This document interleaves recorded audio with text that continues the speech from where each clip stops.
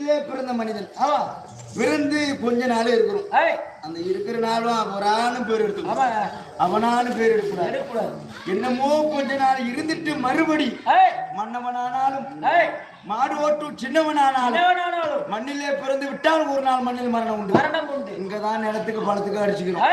இந்த மனித ஜென்மம் எடுத்துமே இங்கதான் இந்த மண்ணை அவன் வாய்க்கால தள்ளி ஓட்டான், இவன் வரப்பு தள்ளி ஓட்டான்னு அடிச்சுக்கணும். ஆனா ஒரு இடத்த மட்டும் அடிச்சுக்க மாட்டேன் எந்த மண்ணும்.